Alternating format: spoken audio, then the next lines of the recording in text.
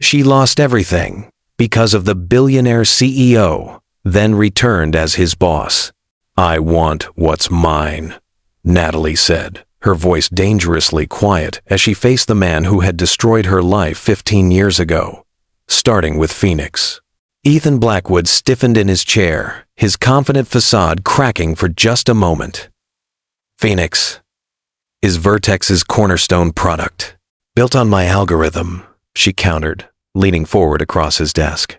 "My algorithm that you stole, patented under Vertex's name, and used to build your empire while I was forced to change my name and start over from nothing."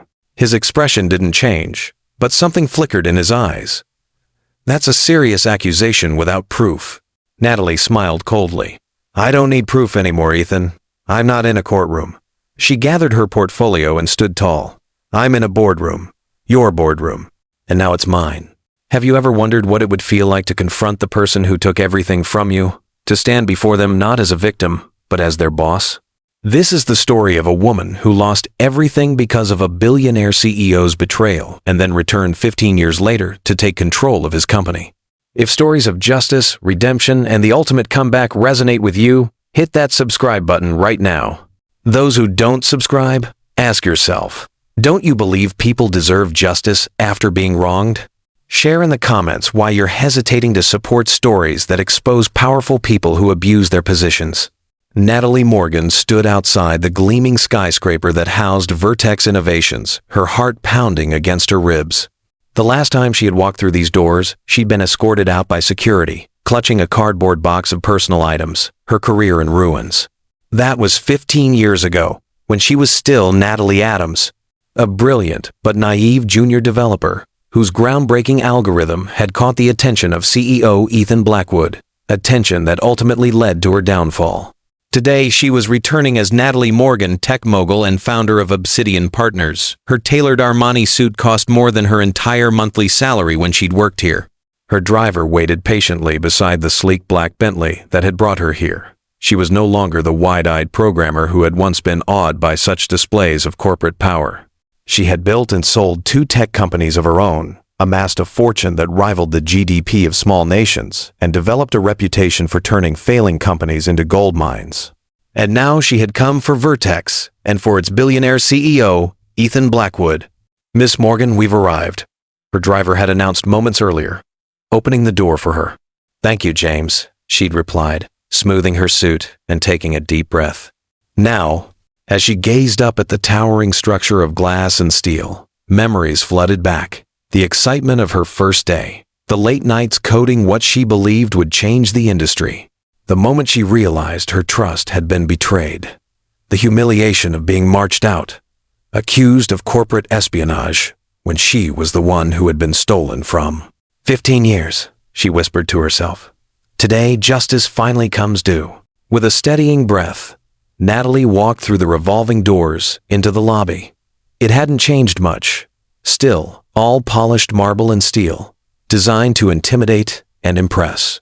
Employees hurried past, some casting curious glances her way. Did any of them recognize her? Probably not. The Natalie who had worked here was a different person. Younger, softer, still believing in things like loyalty and fairness in business. "Miss Morgan, welcome to Vertex Innovations." The receptionist greeted her with practiced warmth. "Mr. Blackwood's executive assistant will escort you to the boardroom." "Thank you," Natalie replied coolly, her gaze sweeping the lobby. A sleek woman in her 40s approached, hand extended. "Miss Morgan, I'm Vivian Chen, Mr. Blackwood's executive assistant. The board is assembled and waiting for you." Natalie shook her hand firmly. "Thank you, Miss Chen. I believe you've been briefed on the changes taking effect today?" Something flickered in Vivian's eyes, uncertainty, perhaps, or concern. "Yes, ma'am. The board has been informed that Obsidian Partners has acquired a controlling interest in Vertex and that you'll be assuming the role of executive chairperson." "Excellent. And Mr. Blackwood?" Vivian hesitated. "He was informed this morning." Natalie allowed herself a small smile. "I imagine he took the news well. He requested that the board meeting be delayed until tomorrow." "Request denied," Natalie said smoothly. "Shall we?" The elevator ride to the 50th floor was silent. Natalie used the time to center herself, to remember why she was here. This wasn't just about business. This wasn't even primarily about business. This was about justice delayed but finally within reach. 15 years ago, Natalie Adams had been a rising star at Vertex Innovations. Fresh out of MIT with a double major in computer science and mathematics, she had caught the attention of the company's founder and CEO, Ethan Blackwood, with her innovative approaches to complex coding problems. While her days were spent on company projects, her nights and weekends were devoted to developing a revolutionary algorithm that could transform data security. She remembered the night she'd finally perfected it. After months of work on her personal laptop, in her tiny apartment, she'd created something truly groundbreaking, an algorithm that could detect and neutralize security threats in real time, adapting to new attack vectors without human intervention. It was elegant, efficient, and unlike anything on the market. In her excitement and naivety, she'd shown it to Ethan during one of their regular mentoring sessions. His eyes had lit up as he grasped the implications. "This is extraordinary, Natalie," he'd said, scrolling through her code. "The applications for this are endless." "I know," she'd replied, proud and eager. "I've been working on it for months. Vertex could implement this across our entire security suite. It would revolutionize what we offer clients." That was when the first warning bell should have sounded, but Natalie had been too flattered by his interest to hear it. "I'd be open to licensing it to Vertex," she'd said carefully. "But I developed this on my own time, with my own resources. It's my intellectual property." Ethan's expression had shifted slightly. "Of course. Let me have legal draw up an offer." The offer, when it came, was insulting $50,000 for full rights to an algorithm that could potentially generate billions. When she declined, suggesting a percentage of profits instead, Ethan's demeanor had changed. Suddenly, her mentor became her adversary. "Your employment contract clearly states that any technological developments related to Vertex's business areas belong to the company," he'd said coldly during their final meeting. "This wasn't developed on company time or with company resources," she'd argued. "I have documentation proving when and where I created it." "Documentation that could easily be falsified," he'd countered. "Our legal team has reviewed the situation and determined that the algorithm falls under Vertex intellectual property." A week later, she was called to HR and informed she was being terminated for unauthorized use of company resources and attempted theft of proprietary technology. Security had escorted her out that same day. But the humiliation didn't end there. Somehow, word spread throughout the industry that Natalie Adams had been fired for corporate espionage. Job interviews mysteriously canceled. Former colleagues stopped returning her calls. It became clear that Ethan Blackwood had not only stolen her work, but had ensured she couldn't work anywhere else in tech. 6 months later, Vertex announced Phoenix, their revolutionary new security platform. The press release described an adaptive algorithm that sounded identical to what Natalie had created. The patent listed Ethan Blackwood as the primary inventor. With her reputation in tatters and her innovation stolen, Natalie had been forced to reinvent herself. She changed her name to Morgan. Her mother's maiden name moved to Seattle, and took a job teaching coding at a community college while she plotted her comeback. It took 3 years of saving, planning, and working nights and weekends, but eventually she launched Quantum Solutions, a small cybersecurity firm that quickly gained attention for its innovative approaches. She was careful to stay out of the spotlight, letting her work speak for itself. When a larger tech company offered to acquire Quantum for $30 million, she accepted, using the proceeds to found Obsidian Partners. Obsidian grew even faster, specializing in AI-driven solutions for enterprise clients. Within 5 years, it was valued at over $1 billion. Natalie Morgan became known as a brilliant, if somewhat reclusive, tech leader, with a golden touch. Few connected her to Natalie Adams, the disgraced developer who had disappeared from Silicon Valley years earlier. All the while, she kept tabs on Vertex and Ethan Blackwood. She watched as Phoenix became the cornerstone of their business, generating billions in revenue. She noted how Ethan's reputation grew, how he was celebrated as a visionary, invited to speak at conferences, featured on magazine covers, and she planned. 6 months ago, when Vertex's stock price began to falter due to a lack of innovation and increased competition, Natalie saw her opportunity. Through a series of shell companies and investment vehicles, Obsidian Partners began quietly acquiring Vertex shares. By the time anyone at Vertex noticed the pattern, it was too late. Obsidian, and by extension, Natalie now owned 51% of the company, which brought her to today, standing in the elevator, about to confront the man who had stolen her future and built his empire on her ideas. The boardroom doors opened to reveal 12 people seated around a massive table, tension visible in their postures. At the head of the table sat Ethan Blackwood, as handsome and commanding as he had been 15 years ago, though silver now threaded his dark hair at the temples. His steel-gray eyes locked onto hers, recognition and shock flashing across his face before his expression settled into careful neutrality. "Ladies and gentlemen," Vivian announced, "Miss Natalie Morgan, representing Obsidian Partners." Natalie stepped forward, her heels clicking authoritatively on the polished floor. "Good morning. I appreciate you all making time for this meeting on short notice." "Miss Morgan," Ethan's deep voice cut through the room, "this is unexpected." "Is it?" Natalie replied, taking the seat opposite him. "I would have thought your financial team would have noticed Obsidian's systematic acquisition of Vertex shares over the past 6 months." One of the board members, an older man with a pinched expression, cleared his throat. "Miss Morgan, while we understand Obsidian now holds a significant position in our company, this hostile approach is... There's nothing hostile about a majority shareholder taking an active role in a company's governance." "Mr. Harrington," Natalie interrupted smoothly, "particularly when that company has underperformed for 3 consecutive quarters." She opened her portfolio and distributed documents to each board member. "You'll find here my analysis of Vertex's current market position, along with a strategic plan for the next 18 months. I've also included the legal documentation confirming Obsidian's controlling interest and my appointment as executive chairperson, effective immediately." The room erupted in murmurs as the board members flipped through the documents. Ethan remained silent, his eyes never leaving Natalie's face. "This is highly irregular," protested a woman halfway down the table. "Mr. Blackwood has led this company for 20 years. And in that time," Natalie replied, "Vertex has gone from an industry leader to barely maintaining its market share. The company's innovation pipeline has stagnated. Talent retention is at an all-time low, and your stock price has dropped 30% in the past year alone." She turned to face Ethan directly. "Mr. Blackwood will, of course, remain as CEO for now, but he will report to me, and all major decisions will require my approval." The silence that followed was deafening. Ethan's jaw tightened, a muscle twitching in his cheek the only visible sign of his anger. Natalie remembered that tell from long ago. "Perhaps," Ethan finally said, his voice controlled, "Miss Morgan and I should discuss this privately before proceeding further." "There's nothing to discuss," Natalie replied coolly. "The legal documents are in order. The transition begins today." For the next hour, Natalie outlined her vision for Vertex's future, answering questions with precision and authority. Throughout, Ethan remained largely silent, watching her with an intensity that might have unnerved her 15 years ago.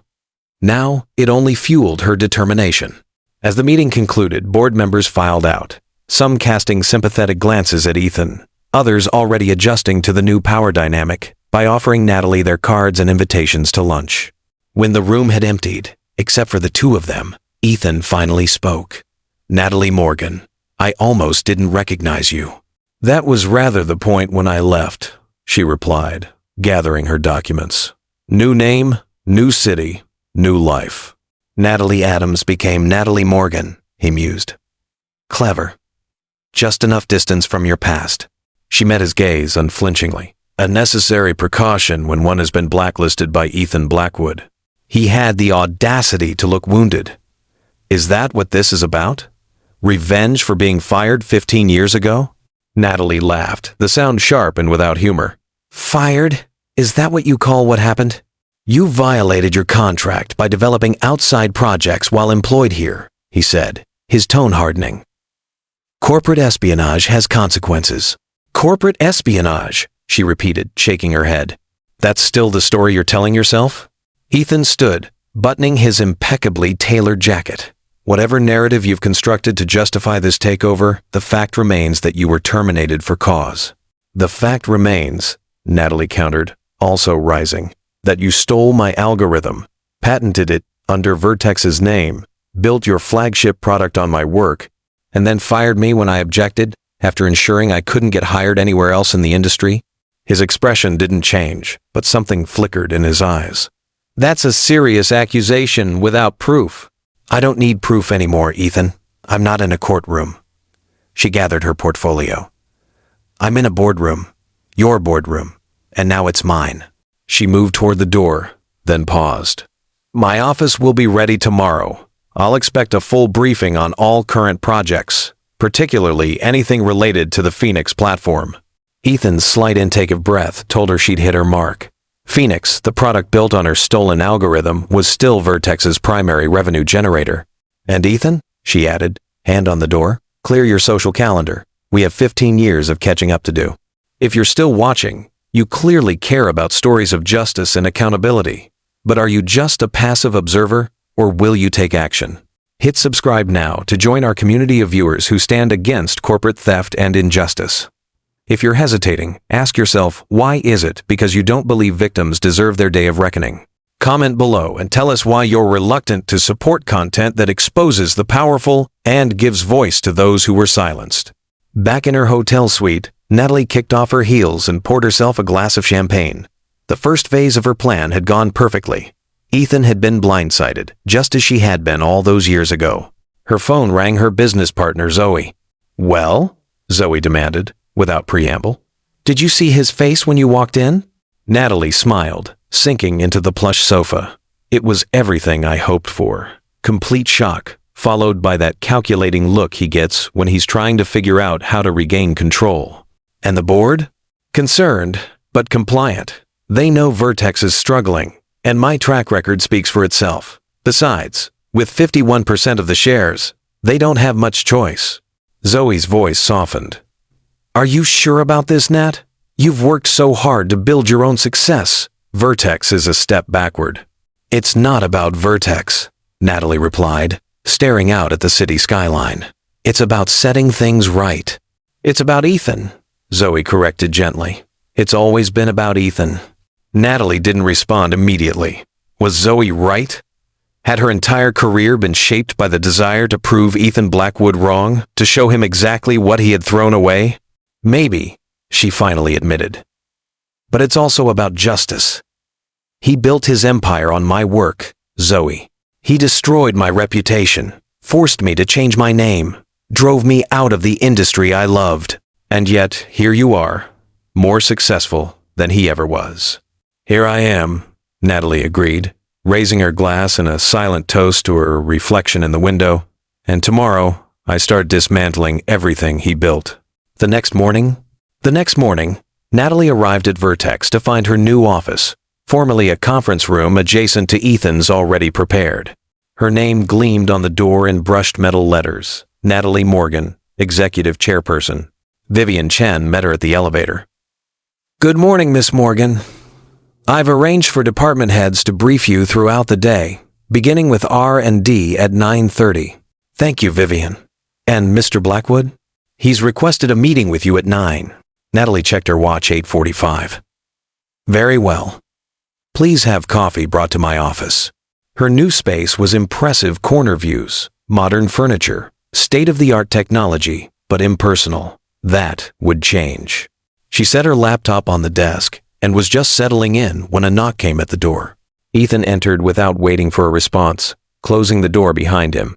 He looked as if he hadn't slept, his usual polished appearance slightly frayed at the edges. You've been busy, he said, gesturing to the office. Making yourself at home. Just getting started, Natalie replied, remaining seated. What can I do for you, Ethan? He approached her desk, hands in his pockets. I think we should discuss what's really happening here. I believe I made that clear yesterday. Obsidian Partners has acquired controlling interest in Vertex, and as executive chairperson, I'll be overseeing a strategic realignment of the company's priorities. Cut the corporate speak, Natalie, Ethan said, his voice low. This is personal, and we both know it. She leaned back in her chair, studying him. Does it matter? The outcome is the same. It matters to me. He sat in one of the chairs facing her desk. 15 years is a long time to hold a grudge. Is that what you think this is? A grudge? Natalie shook her head. This isn't about feelings, Ethan. It's about accountability. For firing you, companies terminate employees every day. For stealing my work, she corrected sharply. For taking the algorithm I developed on my own time, with my own resources, and claiming it as Vertex intellectual property. For building Phoenix on my innovation, while ensuring I couldn't work anywhere else in tech. Ethan's expression remained carefully neutral. Those allegations were investigated and dismissed. By your board, by your legal team. Natalie leaned forward. But we both know the truth, don't we? We both know what happened that night. A flicker of something regret? Guilt crossed his face before disappearing. What do you want, Natalie? Money? Public acknowledgement? What's your end game here?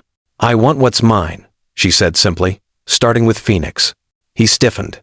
Phoenix is Vertex's cornerstone product. Built on my algorithm, she countered. My first order of business will be a complete audit of Phoenix's codebase, comparing it to my original work.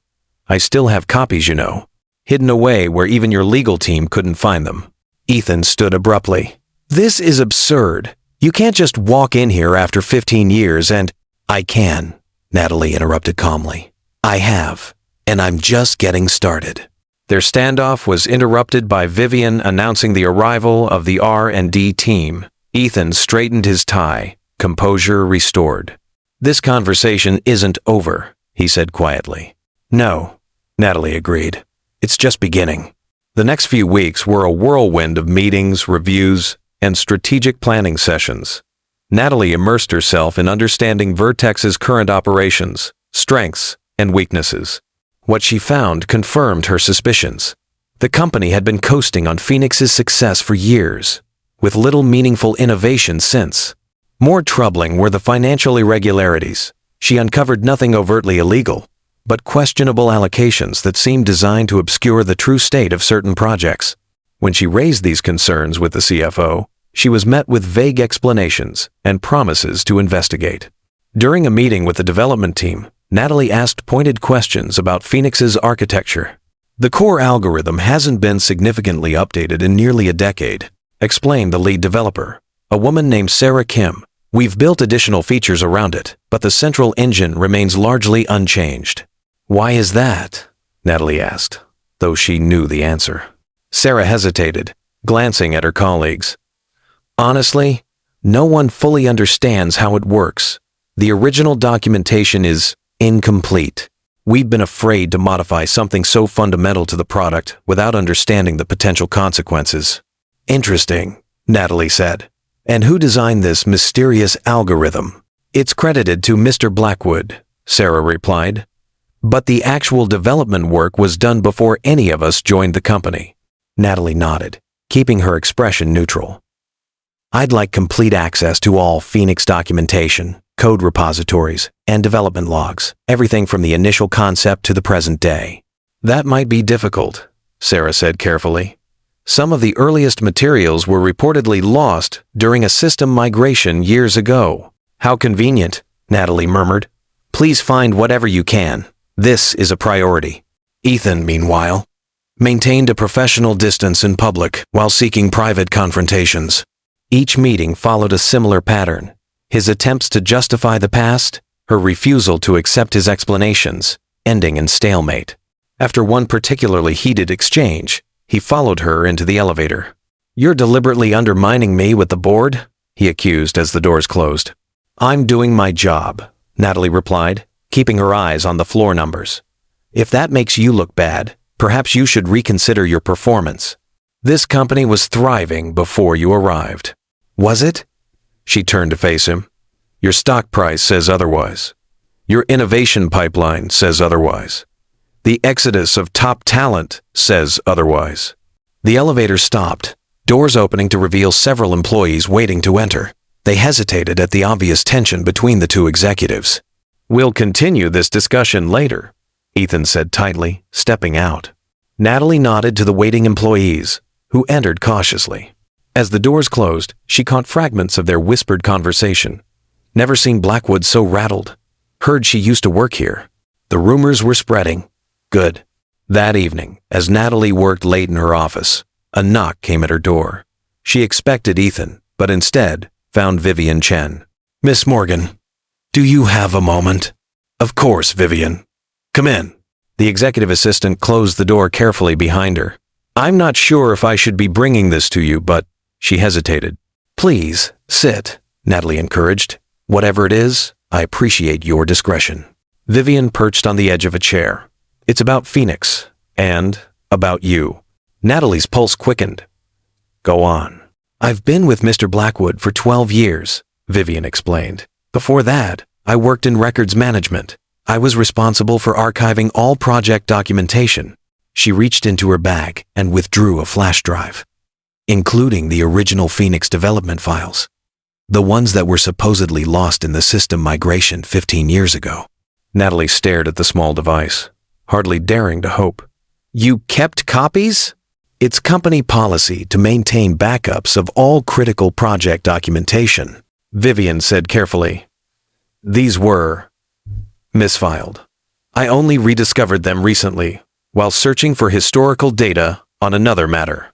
She placed the flash drive on Natalie's desk. "I believe you'll find them interesting." "Why are you giving me this?" Natalie asked, making no move to touch the drive. Vivian stood. "Let's just say I believe in accountability. And in giving credit where it's due." After she left, Natalie sat staring at the flash drive for several minutes. Could it really contain the proof she'd been searching for all these years? The evidence that her algorithm had been stolen? That Phoenix had been built on her work? With trembling fingers, she plugged the drive into her laptop and began reviewing the files. Hours passed as she pored over code, documentation, and email exchanges. By midnight, she had her answer. There it was, her original algorithm, integrated into Phoenix's core architecture. And more damning still, emails between Ethan and the development team, acknowledging the source of the code and discussing how to sanitize the documentation to remove any reference to Natalie Adams. Most shocking was an email from Ethan himself, dated just days before her termination. "Adams is asking too many questions about the Phoenix implementation. Legal advises we terminate immediately and enforce the NDA. I'll handle the industry contacts to ensure she doesn't become a problem elsewhere." Natalie leaned back in her chair, a complex mix of emotions washing over her. Vindication. Certainly here was proof of what she had known all along. But also a deep, aching sadness for the young woman she had been, whose career and reputation had been destroyed by a man she had once admired, even trusted. She secured the files and locked them in her desk. Tomorrow would be soon enough to decide how to use this information. Tonight, she needed to process what she had learned. The next morning, Natalie arrived at the office earlier than usual, determined to confront Ethan with what she had discovered. But as she approached her office, she found him already waiting, a grim expression on his face. "We need to talk," he said without preamble, privately. She unlocked her door and gestured for him to enter. I was about to say the same thing. Once inside, Ethan didn't waste time. "Vivian told me she gave you the Phoenix files." Natalie froze. "She what?" "She came to me last night, after meeting with you. She was concerned about potential repercussions." "You mean she was afraid I'd fire her for exposing your theft?" Natalie said coldly, moving behind her desk. Ethan sighed, running a hand through his hair. "It's more complicated than that." "Is it?" Natalie retrieved the flash drive from her locked drawer. "Because these files seem pretty straightforward. My algorithm, stolen and integrated into Phoenix. Emails discussing how to cover it up. Your personal directive to blacklist me from the industry." She connected the drive to her computer and turned the screen toward him. "Explain to me what's complicated about this."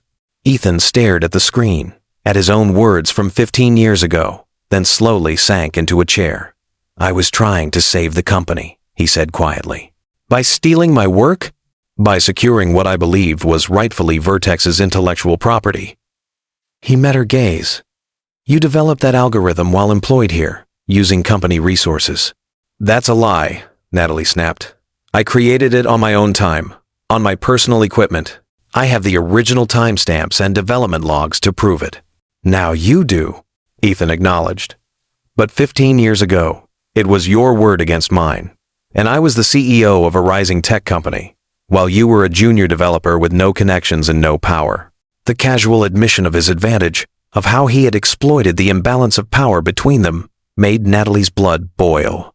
"So you ruined my career because you could," she said, her voice dangerously quiet. "Because it was easier than acknowledging my contribution. Because Phoenix was going to make Vertex millions, and you didn't want to share the credit or the profits." Ethan leaned forward, his expression intense. Vertex was on the verge of collapse. Our previous product line was failing. Investors were pulling out. Phoenix was our last chance, and we needed it to launch immediately. "So you stole my work instead of partnering with me," Natalie concluded. "Instead of offering me equity, or a promotion, or even just credit for my innovation." "I offered to buy the algorithm," Ethan countered. "You refused." "Because it was worth far more than you offered." Natalie stood, anger propelling her to her feet. "You offered me a one-time payment of $50,000 for technology that has since generated billions for Vertex. And now you've come to collect," Ethan said, his voice hardening. 15 years later, you've orchestrated this elaborate revenge plot." "This isn't about revenge," Natalie insisted, though even to her own ears the denial sounded hollow. "This is about justice, about finally getting recognition for my work." Ethan stood as well, his tall frame imposing. "What do you want, Natalie? Just tell me what it will take to end this." She studied him, this man who had once been her mentor, then her destroyer, and now her subordinate. What did she want? The question had seemed so clear when she'd begun this journey. Recognition, vindication, perhaps even Ethan's professional downfall, an eye for an eye. But standing here now, with the proof in her hands and Ethan at her mercy, she realized the answer wasn't so simple. "I want the truth," she finally said. "A public acknowledgement that Phoenix was built on my algorithm, that I was wrongfully terminated and blacklisted, and I want my name restored to the patent." Ethan's jaw tightened. That would devastate Vertex's reputation. Our stock would plummet. Thousands of employees would be affected. "You should have thought of that 15 years ago," Natalie replied coldly, "when you chose to build your empire on stolen innovation." "And if I refuse?" She gestured to the computer screen. "Then these files go to the board, to the press, and to the patent office. Your choice, Ethan." He stared at her for a long moment, calculation visible in his eyes. "You've changed," he finally said. "The Natalie I knew wouldn't have been so ruthless." "The Natalie you knew died the day you destroyed her career," she replied evenly. "You created this version of me, Ethan. Remember that." After he left, Natalie sat at her desk, trembling slightly from the confrontation. Had she gone too far? Was she becoming the very thing she despised, someone who would sacrifice others for personal gain? No, she decided. This wasn't about gain. It was about truth, about setting right a wrong that had shaped the last 15 years of her life. Her phone rang Zoe again. "I've been trying to reach you all morning," her partner said when Natalie answered. "The tech blogs are buzzing with rumors about a major shakeup at Vertex. What's happening?" Natalie sighed. "I found proof, Zoe. Definitive proof that Ethan stole my algorithm and built Phoenix on it." A low whistle came through the phone. "Holy shit. What are you going to do?" "I've given him an ultimatum. Publicly acknowledge the truth or I'll expose everything." "And you think he'll cave?" Natalie considered the question. "I don't know. Ethan's pride has always been his weakness, but he's also pragmatic. He knows this could destroy Vertex, and him along with it." "Be careful, Nat," Zoe warned. "Cornered animals are dangerous, and Ethan Blackwood has a lot more to lose now than he did 15 years ago." The warning proved prescient. That afternoon, Natalie was summoned to an emergency board meeting called, not by her, but by Ethan. When she arrived, the boardroom was tense, all eyes turning to her as she entered. Ethan stood at the head of the table, looking composed and confident, a stark contrast to his demeanor in her office earlier. "Miss Morgan," he greeted her formally. "Thank you for joining us. I was just informing the board about a concerning discovery." Natalie took her seat, wariness creeping up her spine. "What discovery would that be, Mr. Blackwood?" Ethan activated the room's display screen, showing a series of financial transactions. These are records of stock purchases made by Obsidian Partners over the past 6 months. Purchases that coincided with unusual trading patterns and, more troublingly, with information leaks about Vertex's internal operations.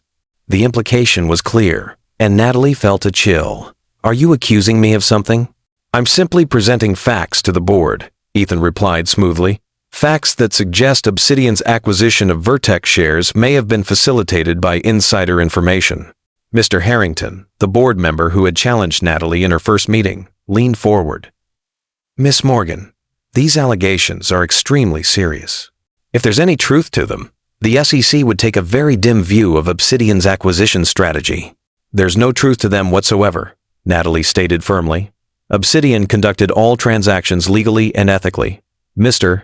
Blackwood is attempting to divert attention from his own misconduct." "My misconduct?" Ethan raised an eyebrow. "I'm not the one who appeared out of nowhere, acquired a controlling interest in a company through questionable means, and then began making threats based on 15-year-old grievances." Natalie's mind raced. Ethan was trying to discredit. Natalie's mind raced. Ethan was trying to discredit her before she could expose him. It was a desperate move, but potentially effective, especially with a board already inclined to trust their longtime CEO.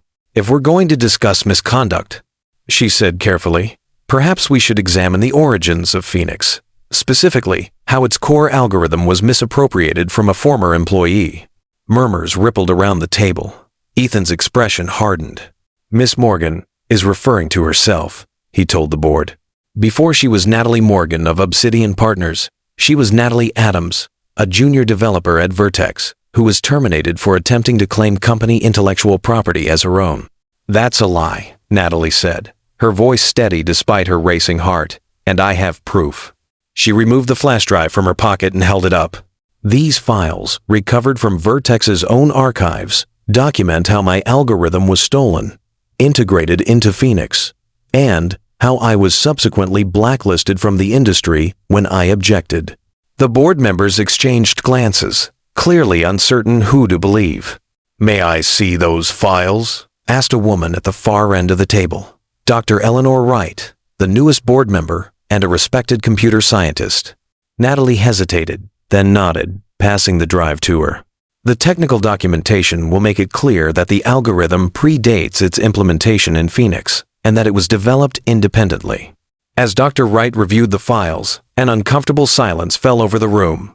Ethan remained standing, his posture rigid, while Natalie sat calmly, refusing to show the anxiety churning inside her.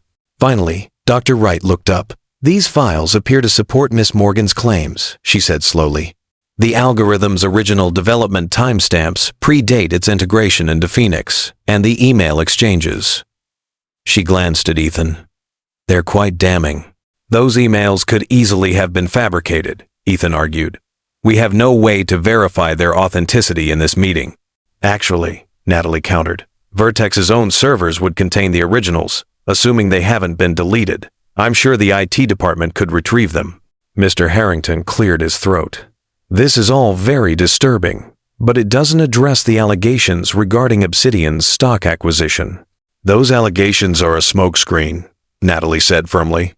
"Mr. Blackwood is attempting to discredit me before I can expose what really happened 15 years ago." The meeting devolved into heated debate, with board members taking sides and demanding investigations into both sets of allegations. Throughout, Ethan maintained his composure, though Natalie could see the tension in his jaw, the slight tremor in his hands when he thought no one was looking. Finally, after nearly 2 hours, a compromise was reached. An independent investigation would examine both the Phoenix intellectual property issue and Obsidian's stock acquisition methods. Until the investigation was complete, both Natalie and Ethan would continue in their roles, but with oversight from a board committee. As the meeting adjourned, Natalie gathered her things, exhausted but relieved that Ethan's attempt to oust her had failed, at least for now. As she turned to leave, she found him blocking her path. "This isn't over," he said quietly, "for her ears only." "No," she agreed, "but it will be soon, and when the truth comes out, you'll wish you had taken my original offer." If you've made it this far in our story, you clearly care about justice and accountability in the corporate world. But watching without subscribing is like witnessing wrongdoing and staying silent. Don't be a bystander.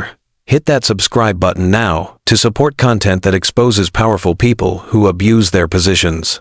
Those who choose not to subscribe, we have to wonder, do you side with those who steal others' work and destroy careers? Share in the comments why you're hesitating to take a stand against corporate theft and injustice. That night, alone in her apartment, Natalie poured herself a generous glass of wine and tried to quiet her racing thoughts. Ethan's counterattack had been predictable, she supposed, but the viciousness of it still shocked her. He was willing to risk a federal investigation into securities fraud, a charge that could send her to prison if proven, rather than admit what he had done. Her phone chimed with a text from an unknown number. Roof garden, 20 minutes. Come alone. Natalie stared at the message, debating whether to ignore it. It could be a trap, but it could also be someone with information. Perhaps Vivian Chen, or another Vertex employee willing to corroborate her story. 20 minutes later, wrapped in a warm coat against the evening chill, Natalie stepped onto the roof garden of her apartment building. The space was beautifully landscaped but deserted at this hour, soft lighting illuminating pathways between carefully tended plants. I wasn't sure you'd come. She whirled around to find Ethan emerging from the shadows, hands in the pockets of his overcoat. How did you get my address? She demanded, instinctively backing away. How did you get past building security? Money opens most doors, he replied with a shrug. And I needed to speak with you privately, away from the company, away from the board. Natalie glanced toward the exit, calculating her escape route if necessary. Say what you came to say, then leave. Ethan sighed, looking suddenly tired. We're destroying each other, Natalie. And for what? Pride? Revenge? Justice? Whatever we call it, the end result is the same we both lose. I lost 15 years ago, she countered. Everything since has been an attempt to rebuild what you took from me. And you've succeeded brilliantly, he acknowledged, gesturing expansively. Look at what you've accomplished. 2 successful companies, a fortune of your own, respect in the industry. You did all that without Phoenix, without Vertex. That's not the point, isn't it? He stepped closer, his expression earnest. You proved me wrong, Natalie. You proved you didn't need my approval or Vertex's platform to succeed. Isn't that the best revenge? Natalie shook her head, refusing to be swayed by his sudden reasonableness.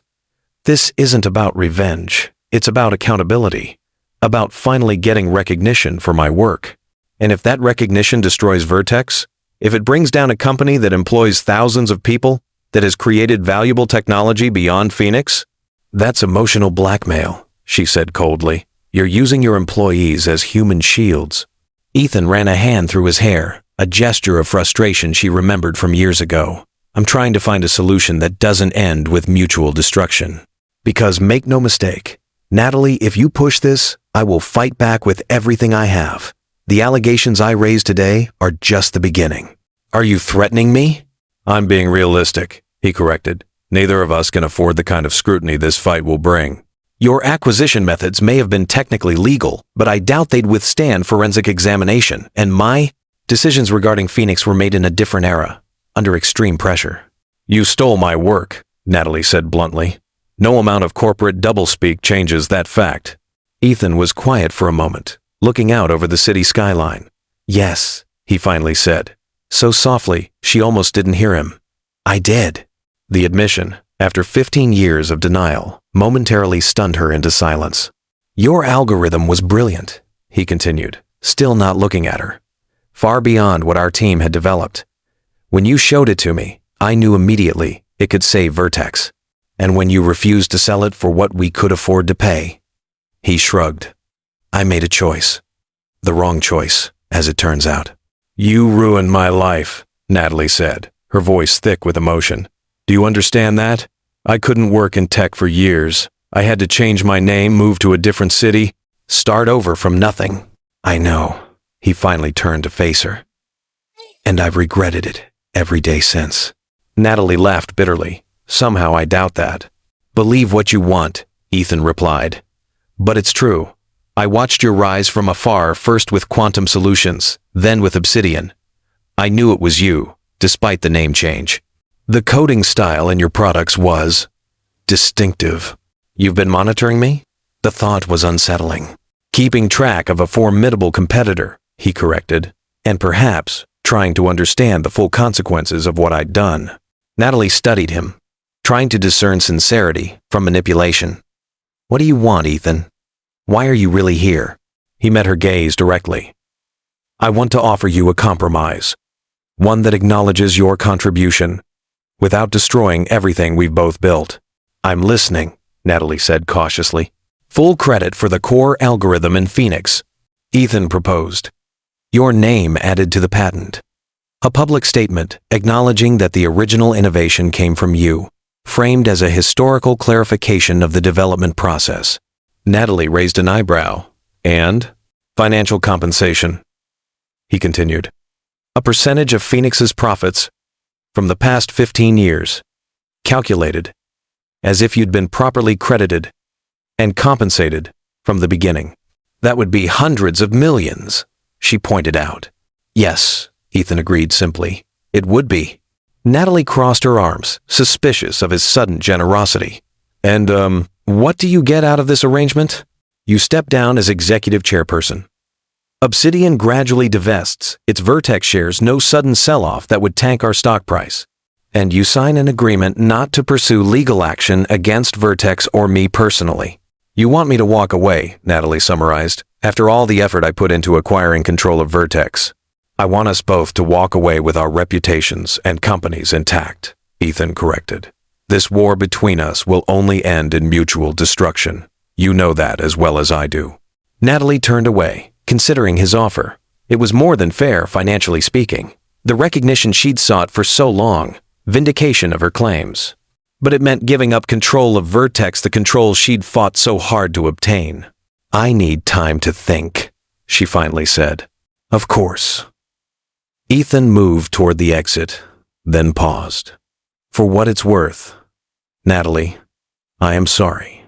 Not just for what I did, but for who I was then. The man who could make that choice, who could destroy someone else's career to save his own, that's not who I want to be. After he left, Natalie remained on the roof garden for a long time, watching the city lights and weighing her options. Was Ethan's remorse genuine? Did it even matter if it was?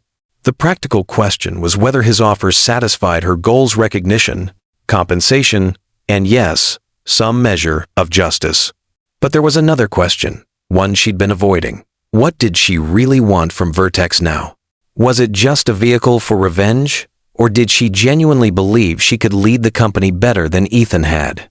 The next morning, Natalie called Zoe. I need your objective opinion, she said after explaining Ethan's offer. Is this enough? Should I take it and walk away? Zoe was quiet for a moment. It's a generous offer, she finally said. More than I expected him to concede. But the question isn't whether it's enough compensation, it's whether it's enough for you to let go of the past. What do you mean? Nat, you've spent 15 years building toward this moment, this confrontation with Ethan, this chance to reclaim what was taken from you. If you accept his offer, what comes next? What will drive you when this chapter closes?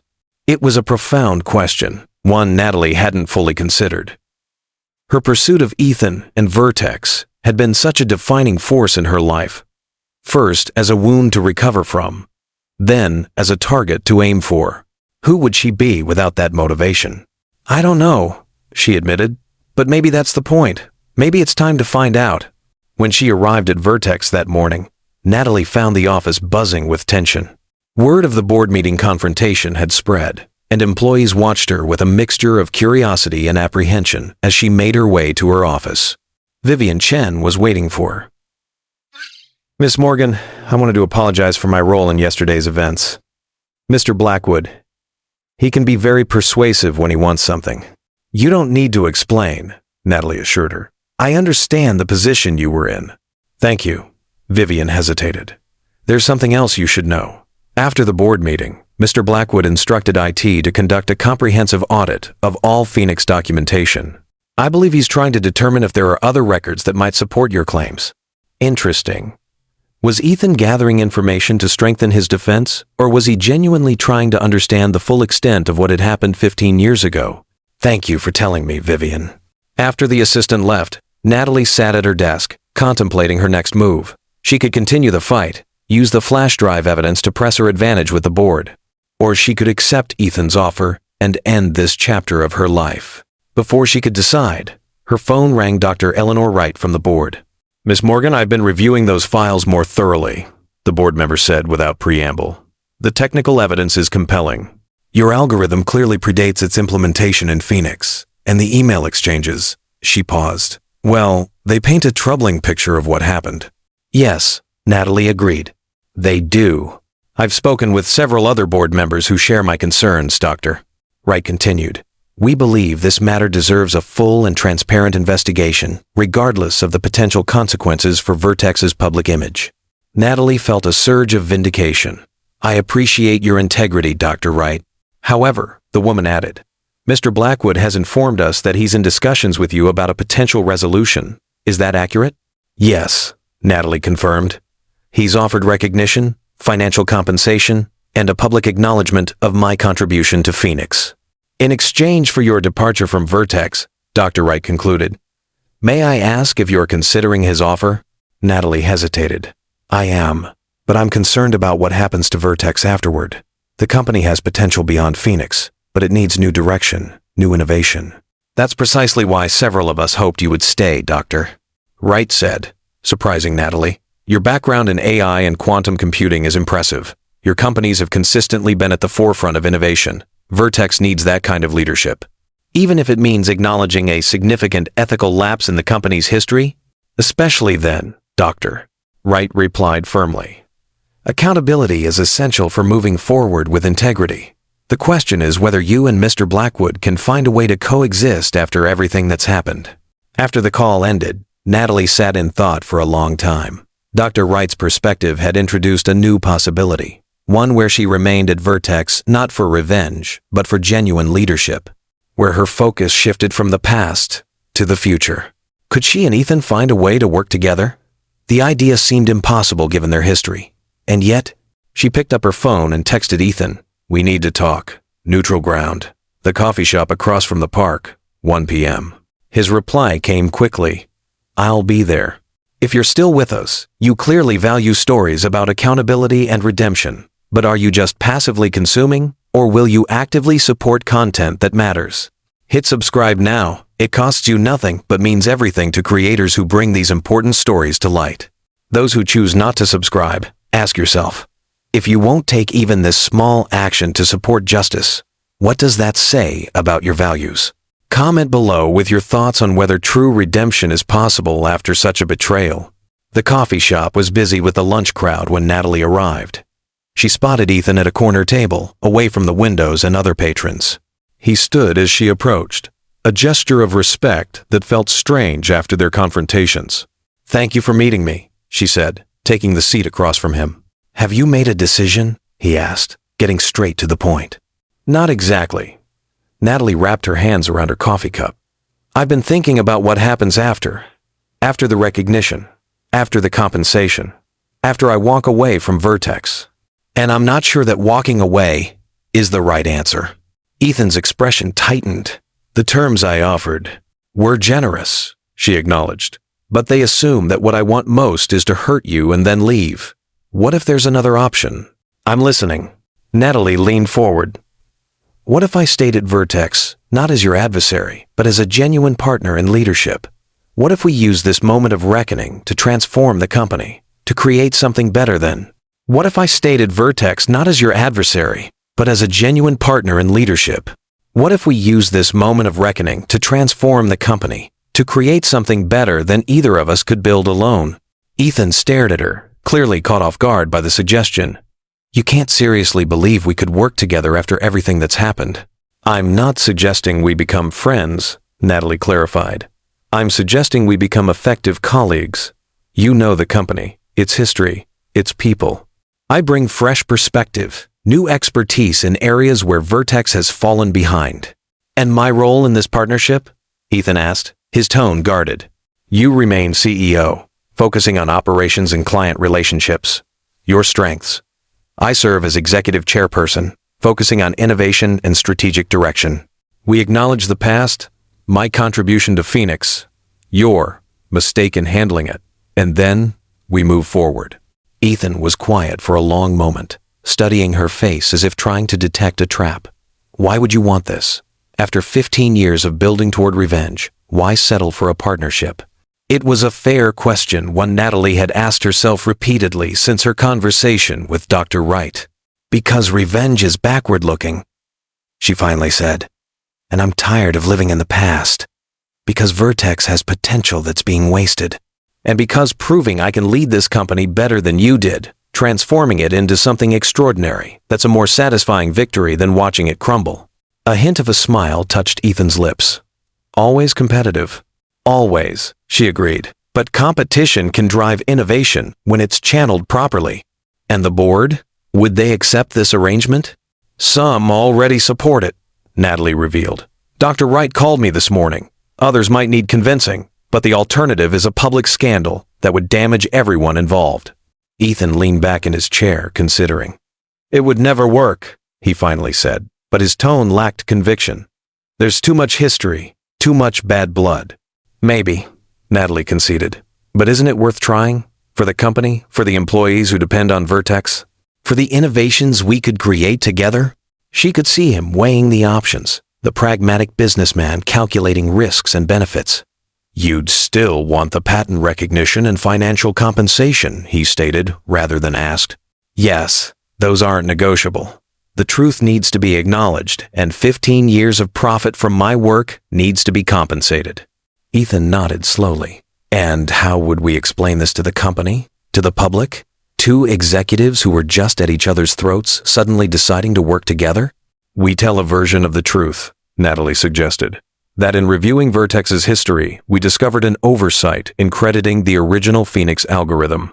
That we've resolved the issue and are now combining our expertise to lead Vertex into its next chapter.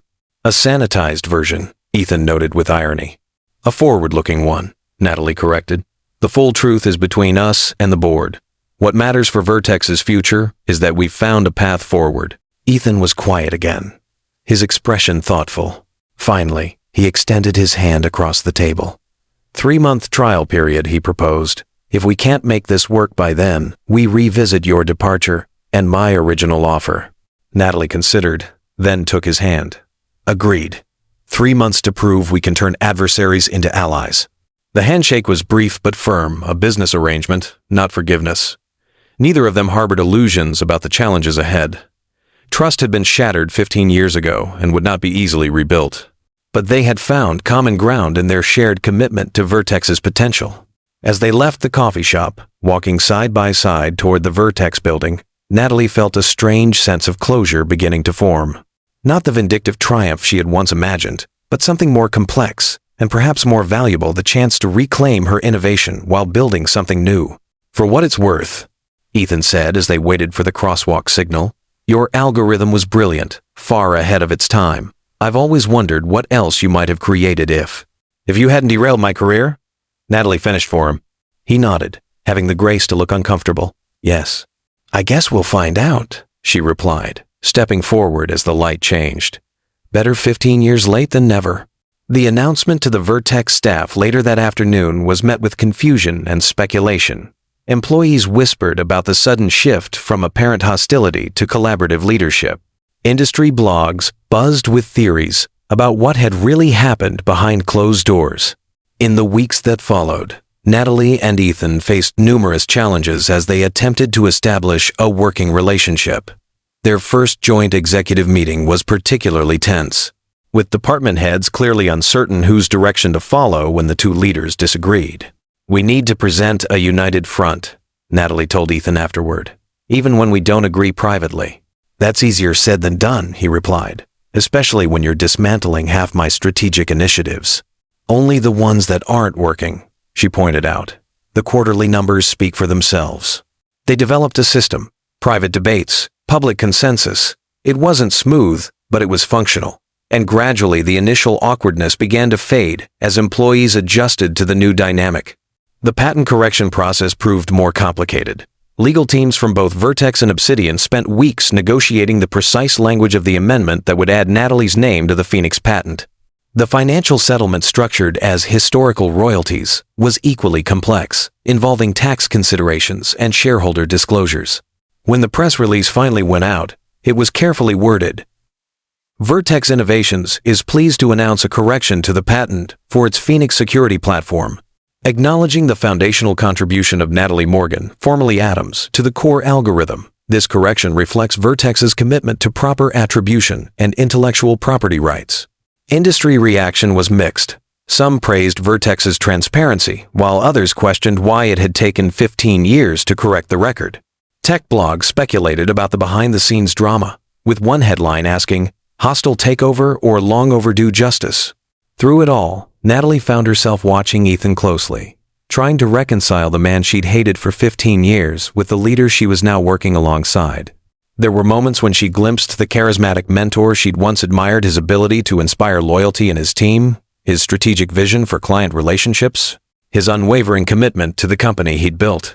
But there were also reminders of his ruthlessness, the calculated way he managed board politics, his occasional attempts to undermine her authority when he thought she wouldn't notice, his reluctance to fully acknowledge the extent of what he'd done to her. "You're still keeping score," Zoe observed during one of their weekly dinners, tallying every interaction as either evidence he's changed or proof he hasn't. "Is that so wrong?" Natalie asked. "Trust has to be earned." "True," Zoe agreed. "But at some point, you have to decide whether you're building something new or just conducting an extended character assessment." The observation stayed with Natalie, especially as she began implementing her vision for Vertex's future. She had identified several promising areas for innovation, particularly in quantum computing applications for security, an area where her expertise at Obsidian had broken new ground. During a development meeting, she presented her concept for a next-generation platform that would build on Phoenix's foundation while incorporating cutting-edge quantum resistance. "This is ambitious," Ethan said after her presentation. "The investment would be substantial." "So would the return," Natalie countered. "Phoenix has dominated for 15 years, but the quantum threat is real. We either evolve or become obsolete." "I agree," he said, surprising her. "But the timeline is aggressive. We'd need to pull resources from other projects. Which ones would you suggest?" Instead of the territorial response she expected, Ethan pulled up the company's project dashboard and began a thoughtful analysis of which initiatives could be delayed or scaled back to support the new platform. It was the kind of collaborative problem-solving she hadn't thought possible between them. Later, as they walked back to their offices, Ethan said quietly, "It's a brilliant concept, reminiscent of your original algorithm in its elegance." The compliment caught her off guard. "Thank you." "I mean it, Natalie. You've always been able to see around corners in this industry to anticipate threats and solutions before anyone else." She studied him, trying to detect any hidden agenda in the praise. Finding none, she simply nodded. "Let's hope the board agrees with your assessment." They did. The quantum-resistant platform, dubbed Phoenix Quantum, was approved for fast-track development, with Natalie leading the technical direction and Ethan managing resource allocation and client preparation. As they worked more closely on the project, Natalie found herself reluctantly admitting that they made an effective team. Her technical brilliance complemented his business acumen. Her innovative thinking balanced his pragmatic execution. Even their disagreements, once they moved past the personal animosity, often led to stronger solutions. One evening, working late in the conference room they'd converted to a project war room, Natalie looked up from her laptop to find Ethan watching her with an unreadable expression. "What?" she asked. "I was just thinking about what Vertex might have become if I'd made a different choice 15 years ago," he said. "If I'd partnered with you instead of stealing my work and destroying my career." She finished for him, but without the bitterness that would have colored the words a few weeks earlier. He nodded, accepting the blunt assessment. "Yes. We could have built something extraordinary together." "We still might," Natalie replied, surprising herself with the admission. "Just with a 15-year detour." A small smile touched his lips. "Better late than never?" "We'll see," she said, turning back to her work. But the exchange marked a subtle shift in their relationship. Not friendship, certainly not forgiveness, but perhaps the beginning of a genuine professional respect. The board noticed the change as well. At the 2-month mark of their trial period, Dr. Wright commented on the improved atmosphere during an executive committee meeting. "Whatever you two are doing, it's working," she said. "The tension that was paralyzing decision-making has dissipated, and the strategic direction is clearer than it's been in years. We've found a functional working relationship, Ethan replied diplomatically. More than functional, Dr. Wright corrected. Complementary. The market has noticed too, our stock is up 12% since the patent announcement. It was true. Despite initial concerns about the patent correction, investors had responded positively to the company's new direction and the apparent stability of its leadership. Industry analysts who had been predicting Vertex's continued decline were now cautiously optimistic about its prospects, particularly after the announcement of the Phoenix Quantum Initiative. Not everything was smooth sailing, of course. There were still moments of tension, disagreements about priorities, and the occasional resurfacing of old wounds. During a particularly heated debate about resource allocation, Ethan made a dismissive comment about theoretical innovations versus practical business needs that echoed his justification for stealing her algorithm years ago. Natalie had walked out of the meeting, needing space to calm her anger. Ethan had found her in her office an hour later. That was out of line, he said without preamble. I apologize. She'd looked up, surprised by the straightforward admission. Old habits die hard, I suppose. They do, he agreed. But that doesn't excuse it. These moments, the apologies, the acknowledgments, the small steps toward accountability gradually accumulated, creating a foundation for their working relationship that was stronger than either had anticipated. As the 3-month mark of their agreement approached, Natalie found herself contemplating what came next. The trial period had proven more successful than she'd imagined possible. Phoenix Quantum was progressing well, with a prototype already showing promising results. The company culture was stabilizing, with employees no longer caught in the crossfire of executive conflict. And Natalie herself felt different. The burning need for vindication that had driven her for so long had been satisfied not just by the patent correction and financial settlement, but by the daily reality of leading Vertex alongside the man who had once dismissed her potential. There was a certain poetic justice in that. The night before the 3-month deadline, Natalie worked late, reviewing the quarterly results they would present to the board the following day. The numbers were strong, the best in several years. Evidence that their unlikely partnership was working. A knock at her door interrupted her thoughts. Ethan entered, carrying 2 glasses and a bottle of champagne. I believe we have something to mark, he said, setting the glasses on her desk. Natalie raised an eyebrow. The 3-month trial period, which appears to have been successful, against all odds. He poured the champagne and offered her a glass. To unlikely partnerships. She accepted the glass but didn't drink immediately. Is that what we have? A partnership? Ethan considered the question. A functional working relationship, at minimum. Perhaps, in time, something approaching mutual respect. But never friendship, Natalie stated, wanting clarity. No, he agreed. Some bridges can't be rebuilt once burned, but we've proven we can build something new alongside the ruins of the old. It was an apt metaphor for what they had accomplished, not repairing the past, but constructing a different future that acknowledged the damage done while creating new value. Natalie raised her glass. To building something new then. As they clinked glasses, she reflected on the journey that had brought her here from a devastated junior developer to a powerful executive reclaiming her rightful place. It wasn't the revenge she had planned for 15 years. It was something more complex, more nuanced, and ultimately, more satisfying. So, Ethan said after a moment, what happens tomorrow? Do we continue this arrangement, or do you prefer to revert to my original offer? Natalie studied him over the rim of her glass. What would you prefer? Professionally speaking, continuing our current arrangement makes the most sense for Vertex, he replied carefully. The company is performing better than it has in years. Phoenix Quantum has the potential to secure our market position for another decade. Disrupting that momentum would be counterproductive. Very pragmatic, Natalie noted. And personally speaking? Ethan hesitated. Personally, I've found our collaboration unexpectedly valuable. You challenge me in ways no one has in years. You see possibilities I miss. You hold me accountable. He met her gaze directly. I'd prefer you stayed. Natalie nodded slowly. Then I will. Not for you, but for Vertex. For the potential I see in what we're building. I can accept that, he said, a hint of relief in his voice. The board meeting the next day was a formality. The quarterly results spoke for themselves, and the directors unanimously approved the continuation of their leadership arrangement.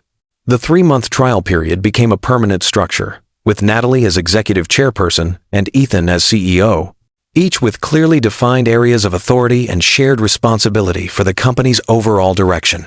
In the months that followed, Vertex underwent a transformation. Phoenix Quantum moved from prototype to beta testing with key clients, generating excitement in the industry. Natalie's reputation as an innovator, combined with the public acknowledgement of her role in the original Phoenix algorithm, attracted top talent to the company. Ethan's business relationships and strategic vision ensured that innovation translated to market success. They developed a rhythm, a professional shorthand that made their collaboration increasingly seamless. Board members who had initially been skeptical of their ability to work together now pointed to their complementary leadership as a model for the industry. 1 year after Natalie had walked into Vertex as its new majority shareholder, she stood at the podium of the company's annual technology conference, preparing to unveil Phoenix Quantum to the world. The audience was filled with clients, industry analysts, and media, all eager to see the platform that had generated so much speculation. "Before I introduce our new flagship product," Natalie began, "I want to acknowledge the journey that brought us here. Innovation is rarely a straight line. It's a path with unexpected turns, setbacks, and yes, sometimes injustices." She paused, looking out at the audience, then to the side of the stage where Ethan stood watching. "A year ago, Vertex corrected a historical oversight by acknowledging my contribution to the original Phoenix algorithm. Today, we're not just honoring the past, we're building on that foundation to create something new, something that neither I nor Mr. Blackwood could have created alone." With that, she launched into the technical presentation, demonstrating how Phoenix Quantum would revolutionize security in the age of quantum computing. The response was overwhelmingly positive, with pre-orders exceeding their most optimistic projections. At the reception afterward, as they moved through the crowd accepting congratulations, Ethan leaned close to speak privately. "That was gracious," he said. "The way you framed the history, it was accurate," Natalie replied. "Neither of us could have created this alone. You needed my innovation, and I needed your platform and resources." "True now," he acknowledged. "True then, if I'd been wise enough to see it." Later that evening, after the last guests had departed, Natalie found herself alone on the conference center's terrace, looking out. Later that evening, after the last guests had departed, Natalie found herself alone on the conference center's terrace, looking out at the city lights. The same view she'd contemplated from her hotel room a year earlier, when she'd toasted her first victory over Ethan Blackwood. How different things looked now. Not just the external circumstances, her position, her vindication, her success, but her internal landscape as well. The anger that had fueled her for so long had been replaced by something else. Not forgiveness exactly, but a certain peace. The knowledge that she had reclaimed what was rightfully hers and built something even greater from it. "Penny, for your thoughts," came Ethan's voice from behind her. She turned to find him standing in the doorway, jacket removed, tie loosened, looking more human than the corporate titan she'd once feared and hated. "I was thinking about perspective," she said. "How differently I see things now compared to a year ago." He joined her at the railing, maintaining a respectful distance. "And how do you see things now?" Natalie considered the question carefully. "I see that justice doesn't always look the way we imagine it will. Sometimes it's not about punishment or vindication. Sometimes it's about restoration, creating something better than what was lost." Ethan nodded slowly. "For what it's worth, I think you've achieved that. Phoenix Quantum is far beyond what the original algorithm could have been.